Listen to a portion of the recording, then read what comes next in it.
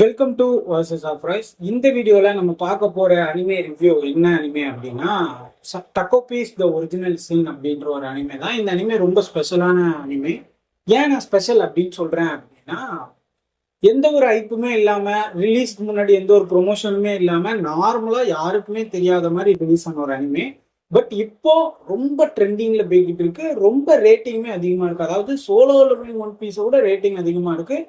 சரி, அப்படி என்னதான்டா இருக்கு இந்த அனிமேல அப்படின்னு போய் பார்க்கலான்னு பார்த்தேன். ஸோ இந்த வீடியோல வந்து ஸ்பாயிலர் இருக்கு. நீங்க இந்த அனிமே இன்னும் பார்க்கல அப்படின்னா இந்த வீடியோ ஸ்கிப் பண்ணிருங்க. இல்ல ப்ரோ நான் பார்க்க மாட்டேன் ஜாப்பனீஸ்ல இருக்கனால அப்படின்னா நீங்க இந்த வீடியோஸ் பார்க்கலாம்.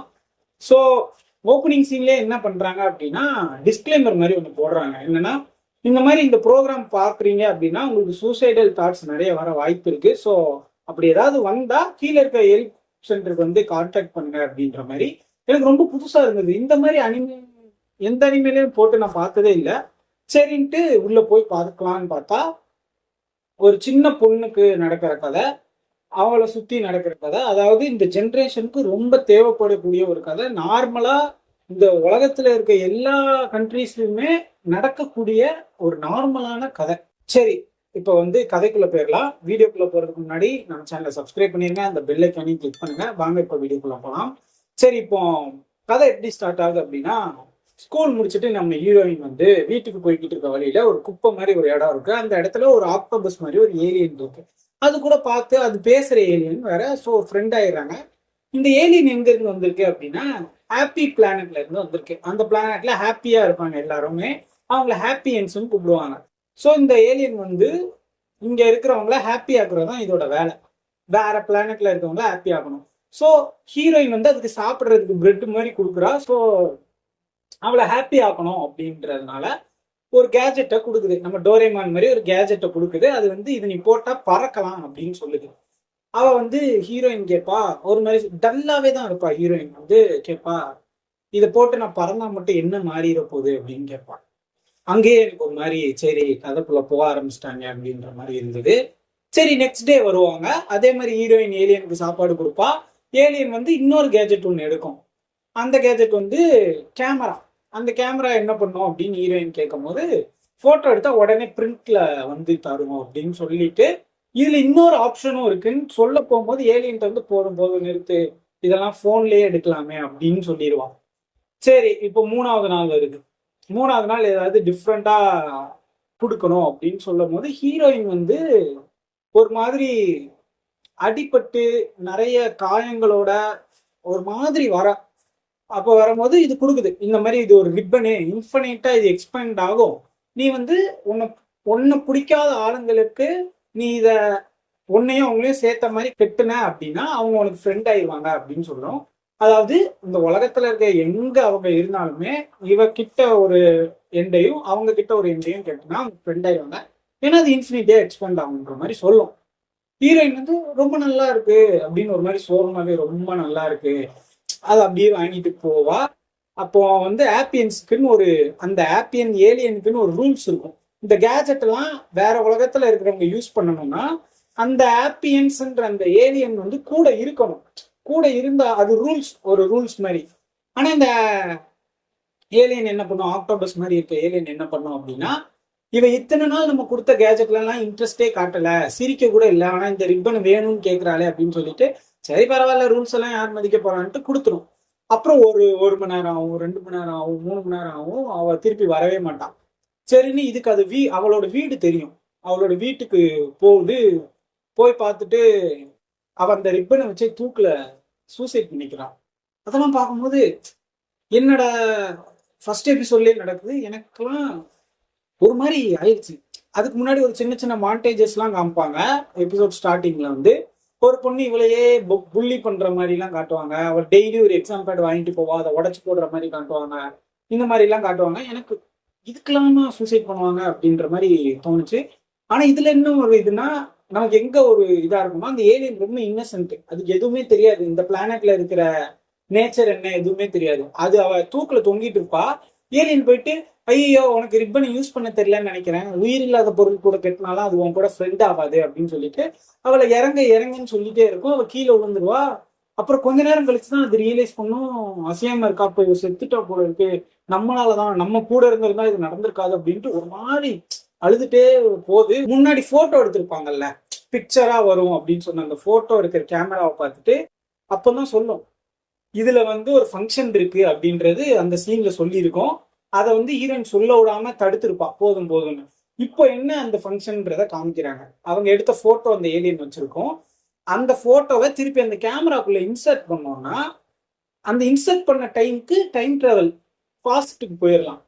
ஸோ அதை இன்சர்ட் பண்ணி பாஸ்ட்டுக்கு போயிடும். இப்போ வந்து அந்த ஏலியன் அந்த போட்டோ எடுத்த டைமுக்கு பாஸ்ட்டுக்கு அந்த டைம் போயிடும்.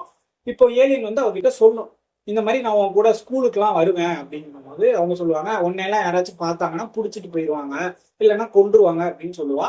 அப்போ அந்த ஏலியன் சொல்லி, இல்லை என்ன என்னால மறைச்சிக்க முடியும், என் மண்டையில இந்த பூவை வச்சிருந்தேன்னா நான் யார் கண்ணுக்கும் தெரிய மாட்டேன், உன் தலையில இருக்கிற பூ மாதிரியே நான் தெரிஞ்சுக்குவேன்னு சொல்லும். சரின்னு ஸ்கூலுக்கு போவான். அப்போ ஒன்று ஒன்றா கண்டுபிடிப்பாங்க. அப்போ அந்த ஏலியன் என்ன பண்ணுவோம் அப்படின்னா கண்டுபிடிக்கும், இந்த மாதிரி மரின் ஒருத்தி வந்து இவ்வளவு புள்ளி பண்ணிட்டே இருக்கா அப்படின்றத கண்டுபிடிக்கும். ஃபர்ஸ்ட் ஒரு வாட்டி ட்ரை பண்ணும், செத்துருவான், அதே மாதிரி தூக்கு போட்டுருவான். ரெண்டாவது ஒரு வாட்டி ட்ரை பண்ணும், அவளை புள்ளி பண்ணுவான். திருப்பி மூணு, திருப்பி திருப்பி அந்த கேமராவை யூஸ் பண்ணி அதே டைமுக்கு போய் போய் ஒன்று ஒன்றா சரி பண்ணிட்டே வரும். வந்த உடனே அவ செத்ததுக்கு காரணம் என்ன அப்படின்னா, அதெல்லாம் முடிஞ்சு அந்த புள்ளி பண்ற அந்த மரின்னு ஒரு பொண்ணு புள்ளி பண்ணுவாள்ல, அந்த சீன்லாம் ஸ்கூல்ல அடிப்பா, நான் ரோட்ல நடந்து வந்த போது அடிப்பா, அவளுக்கு கண்டா பிடிக்காது, ரொம்ப கேவலமா பேசுவா, இந்த மாதிரிலாம் பண்ணிட்டு இருக்கும்போது அட்லாஸ்ட் என்ன நடக்கும் அப்படின்னா, அவ நாயை வாக்கிங் கூட்டிட்டு வந்துட்டு இருப்பான் ஹீரோயின். ஹீரோயினை வந்து இந்த நாய் முன்னாடியே அந்த பொண்ணை அடிச்சுட்டு இருப்பான். அடிக்கும் போது டாக் எதுக்கு, நம்ம ப்ரொடெக்ட் பண்றதானே, ஸோ டிஃபெண்ட் பண்றதுக்காக அந்த நாய் வந்து அந்த மரின்ற பொண்ணை கடிச்சிடும். கடிச்ச உடனே ஃபோன் போட்டு முனிசிபல்ல இருந்து ஆளை கூட்டிட்டு வந்து நாயை பிடிச்சிட்டு போயிடுவாங்க.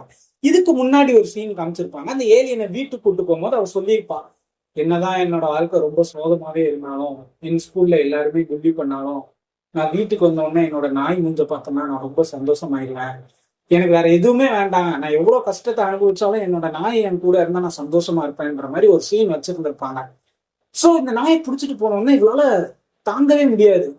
நம்ம ஒண்ணுமே பண்ணல, அவ ஒண்ணுமே பண்ணல, அவளை ஒரு பொண்ணு அடிக்கிறா, அதை காப்பாத்துறதுக்கு அந்த நாய் வருது, ஆனா கடைசியில நாயை பிடிச்சிட்டு போயிடுறாங்க. அப்படின்ற போது அவ ஃபர்ஸ்ட் தூக்கு மாட்டின காரணமே இதுக்காக தான்.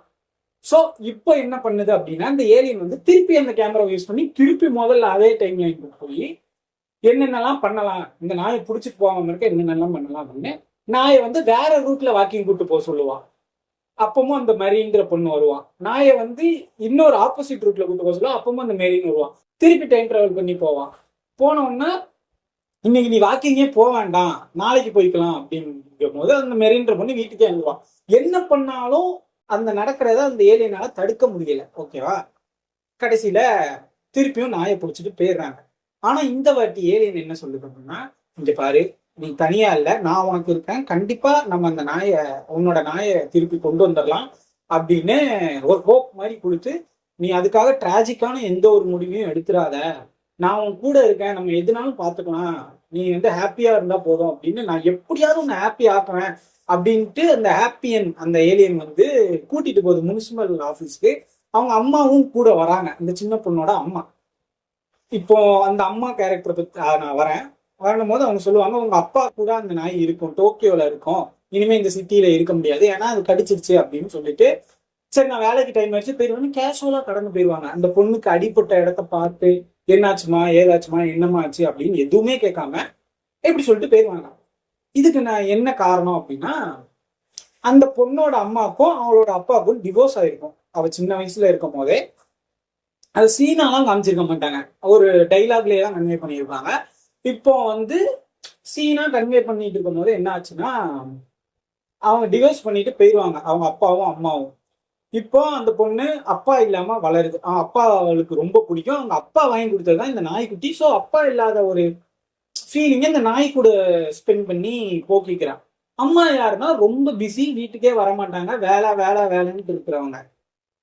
ஸோ அந்த புள்ளி பண்ற பொண்ணு இருக்கால, மரின்னு ஒரு பொண்ணு, அவ என்ன எதுக்கு இவளை புள்ளி பண்றான்ற ஒரு கான்செப்ட் வருது அப்படின்னா, நமக்கு ஃபர்ஸ்ட் பார்க்கும்போது எதுக்கு இவ இந்த பொண்ணா போட்டு அடிச்சுட்டு இருக்கா, கையில கிடைச்சானா அவ்வளவுதான், அந்த மாதிரி ஒரு டென்ஷன் ஆகும். ஆனா அவளுக்கு ஒரு ஸ்டோரி சொல்லியிருக்கும் போது என்னன்னா, ஹீரோயினோட அப்பா அம்மா டிவோர்ஸ்டு. இப்போ ஹீரோயினோட அம்மா வந்து தனியா தான் இருக்காங்க, சிங்கிள் பேரண்ட். இப்ப மெரின்ற அந்த புள்ளி பண்ற பொண்ணோட அப்பாவும் ஹீரோயினோட அம்மாவும் அஃபேர்ல இருக்காங்க. அஃபேர்னா உங்களுக்கு சொன்னா புரியும்னு நினைக்கிறேன். கள்ளக்காதல் பண்ணிட்டு இருக்காங்க. இதனால அந்த மெரின்ற பொண்ணோட வீட்டுல அவங்க அம்மாக்கும் அவங்க அப்பாவுக்கும் ரொம்ப சண்டை வருது. நீங்க ஏன் அவ கூட போறீங்க, ஏன் வெளியே போறீங்க, அவ கூட ஏன் டைம் ஸ்பெண்ட் பண்றீங்கன்றதுனால அந்த மெரின்ற பொண்ணோட வீட்டுல சண்டை நடந்துட்டே இருக்கு. அந்த கோபத்தை எல்லாம் இந்த பொண்ணு மேல, ஹீரோயின் மேல அவ காட்டுறான். இதுல வந்து அந்த மெரின்ற பொண்ணு மேலேயும் தப்பு இல்ல, இவன் மேலேயும் தப்பு இல்ல. நான் எதுக்கு இந்த இந்த ஜெனரேஷன்ல இந்த கதை எல்லாருக்கும் தேவை அப்படின்னு நான் சொன்னேன்னா, இந்த ஒரு காரணத்துக்காக மட்டும்தான்.